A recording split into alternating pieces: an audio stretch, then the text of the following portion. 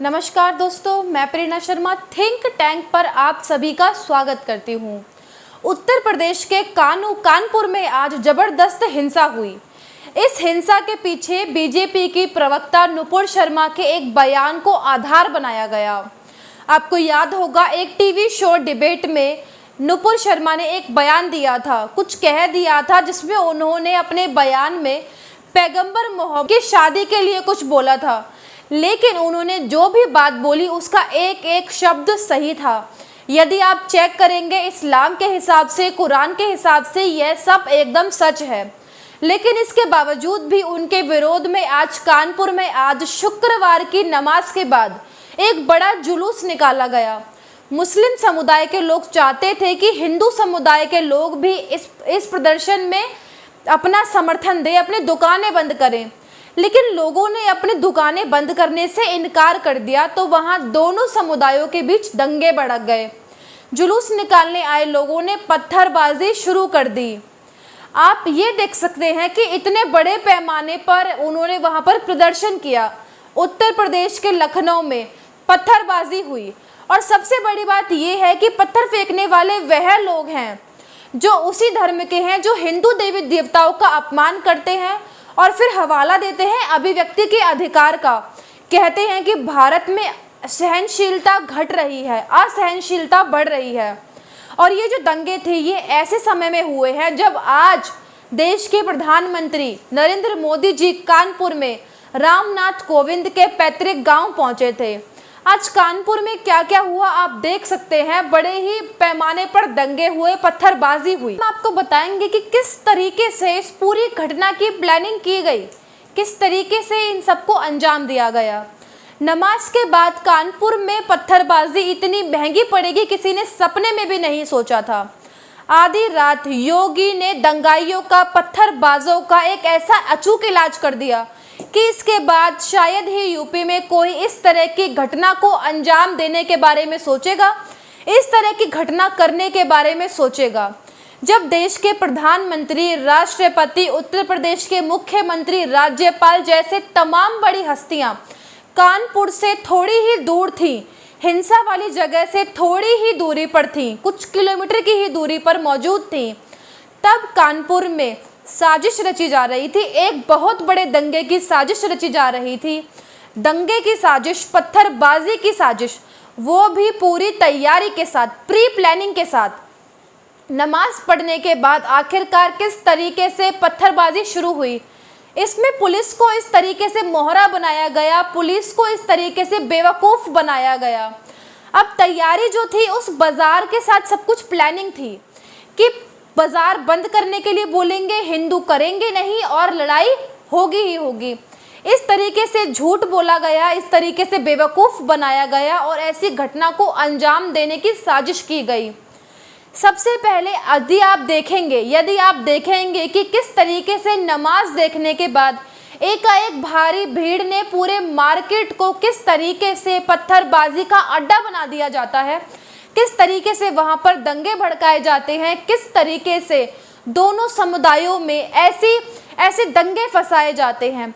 जिस ठेले में फल बिकते होंगे, आज फल की जगह उस ठेले पर पत्थर ही पत्थर थे, पूरे बाजार में पत्थर ही पत्थर थे। सब्जी की जगह, फल की जगह पत्थर लाए जा रहे थे। किस तरीके से एक एक दंगाई पत्थर ला रहे थे, पत्थरबाजी कर रहे थे। आज जब नमाज पढ़ने वाले आप गए थे, कभी आपने सोचा है, यह ऐसा देखा है कि जेब में बोतल लेके जाएं, जेब में पत्थर लेके जाएं, लेकिन वहां पर पत्थर और बोतल लेकर गए थे। यानी तैयारी पहले से ही थी, सब कुछ प्री प्लानिंग था। और दिन कौन सा चुना, जब देश की बड़ी बड़ी हस्तियां, प्रधानमंत्री, मुख्यमंत्री यूपी के, देश के राज्यपाल जब कानपुर से थोड़ी ही दूर थे, तब इस पूरे दंगे को अंजाम दिया गया। लेकिन अब कैसे वह बिलबिला रहे हैं, अब कैसे उनकी हवा निकल रही है, ये देखकर आप सभी के दिल को ठंडक पड़ेगी और आपको समझ आएगा कि किस तरीके से इन लोगों की हेकड़ी निकाल दी है यूपी के मुख्यमंत्री योगी आदित्यनाथ जी ने। बाद में जब योगी का एक्शन हुआ, तब उन दंगइयों के सामने से ऐसे ऐसे बयान आए जिनको देखकर आपकी हंसी नहीं रुकेगी। और एक एक देशभक्त के दिल को ठंडक पहुंच जाएगी। हम तो थे ही नहीं, हमसे तो गलती हो गई, हम तो वहां थे नहीं, हमको गलती से पकड़ लिया है। कुछ ऐसी ही बातें अब उन दंगइयों के सामने से आ रही हैं। आधी रात को योगी आदित्यनाथ जी ने जो एक्शन लिया है वह सुनकर वहां के दंगई बुरी तरीके से बिलख रहे हैं, बौखला रहे हैं, कपकपी छूट रही है कि आखिरकार कैसे बचा जाए, कैसे इन चीज़ों से बाहर निकला जाए। मुकदमा दर्ज हो गया है और 50 लोगों को हिरासत में भी ले लिया गया है। सीसीटीवी फुटेज की मदद से एक एक की पहचान किया जा रही है, यानी अब बुलडोजर भी चलेगा, कुड़की भी होगी और जो कार्रवाई इस बार होगी उसके बाद दोबारा किसी की भी हिम्मत नहीं होगी यूपी में इस तरह की कार्रवाई को अंजाम देने की, इस तरीके से दंगों को अंजाम देने की। और यदि कोई करना भी चाहेगा तो ये देखकर उसकी पूरी रास्ते बदल जाएंगे, यह देखकर उसकी मंशा बदल जाएगी। पूरी रात मीटिंग चलती रही उस घटना में। अब जैसे ही योगी जी ने प्रधानमंत्री जी को अलविदा कहा, विदा कहा, तुरंत योगी जी ने ऐसा एक्शन लिया कि पूरे मामले की जानकारी ले, पल पल की जानकारी रखी है और फिर आधी रात मीटिंग के बाद ये आदेश दे दिए गए कि किस तरीके से इनका इलाज किया जाए, किस तरीके से इनके साथ पूरी तरीके से ऐसा ही बर्ताव किया जाए, कड़ी कार्रवाई की जाए। योगी जी ने कड़ी कार्रवाई का निर्देश दिया है, शांति से निपटा जाए। सीएम योगी ने वीडियो कॉन्फ्रेंसिंग के जरिए रातों रात अधिकारियों से मीटिंग करी और अधिकारियों से दंगों की जानकारी ली। दोषियों के खिलाफ मुकदमा दर्ज करें और बिना किसी रियायत के कठोर से कठोर उनके साथ बर्ताव किया जाए और इस घटना को गंभीरता से लें। उन्होंने कहा कि माहौल खराब ना करने दे। उन्होंने ये भी बोला कि आरोपियों की संपत्ति ध्वस्त की जाए, उनकी संपत्ति अपने पास रखी जाए, जब्त कर ली जाए। तो देखा ये होता है एक देश के सीएम का रुतबा, एक प्रदेश के सीएम का रुतबा कि वह रातों रात दंगइयों को इस प्रकार से उनके खिलाफ एक्शन लेते हैं। उनके घरों पर बुलडोजर चलेगा, पूरी संपत्ति जब्त हो जाएगी, यानी कि अब कोई नहीं बचा सकता। आप साफ साफ देख सकते हैं कि किस तरीके से सीसीटीवी को निशाना बनाया जा रहा है, सीसीटीवी को भी तोड़ने की कोशिश की जा रही है।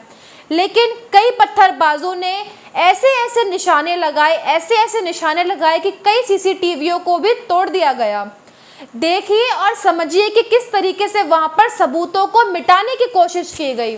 इस तरीके से सबूतों को मिटाया, लेकिन फिर भी लगभग 1.5 घंटे वीडियो कॉन्फ्रेंसिंग के जरिए योगी आदित्यनाथ जी ने कार्यवाही करी और सख्त तौर पर कह दिया कि कतई ना बख्शा जाए ऐसे लोगों को। योगी जी इस बार बिल्कुल भी बख्शने के मूड में नहीं है ऐसे दंगइयों को। और इसके बाद पुलिस किस तरीके से गंभीर है, पुलिस किस तरीके से एक्शन ले रही है, ये भी देखते ही बनता है। किसी प्रदेश का कानून हो तो यूपी जैसा हो, किसी प्रदेश का प्रधान सेवक हो तो योगी जैसा हो, जो तुरंत एक्शन लेते हैं ऐसे दंगइयों के खिलाफ। यदि हम ऐसे एक्शंस नहीं लेंगे तो इन लोगों के पर और निकल आएंगे, ये हमारे ऊपर इसी प्रकार के हमले करते रहेंगे। और वो भी किस मुद्दे के ऊपर, किस चीज़ को आधार बनाकर, नुपुर शर्मा की एक डिबेट को आधार बनाकर, जिसमें उन्होंने एक एक बात सच बोली, कोई भी बात में 1 इंच भी झूठ नहीं था। योगी आदित्यनाथ जी ने यह ऑर्डर दिया कि इन लोगों के खिलाफ सख्त कार्रवाई हो, सख्त कार्रवाई हो, इनके घरों को तोड़ा जाए, संपत्ति जब्त की जाए, संपत्ति को ध्वस्त किया जाए। लेकिन अब इलाज शुरू हो गया है और किस तरीके से दंगई बिलबिला रहे हैं, किस तरीके से वह गिड़गिड़ा रहे हैं, वो भी हम आपको बता दें। उनके खिलाफ रोया जा रहा है, बिलखा जा रहा है, वह पैरों में गिर गिर कर माफ़ी मांग रहे हैं कि हम तो इस दंगे में थे ही नहीं। ये होता है एक प्रदेश के सेवक का रुतबा, एक रुतबा देश के प्रदेश के मुख्यमंत्री का। पुलिस अब बख्शने के मूड में बिल्कुल भी नहीं है। योगी बेहद गुस्से में है और अब इलाज बड़ी तेजी से हो रहा है। आप अपनी राय रखिए इस पूरे विषय में। इस सोची समझी साजिश के तहत ये हुआ या मौलानाओं के भड़काने पर ये हुआ? आप अपनी राय हमें अवश्य ही बताइए कि आपको क्या लगता है और जो योगी जी ने इसके ऊपर एक्शन लिया है, क्या वह सही है या गलत है?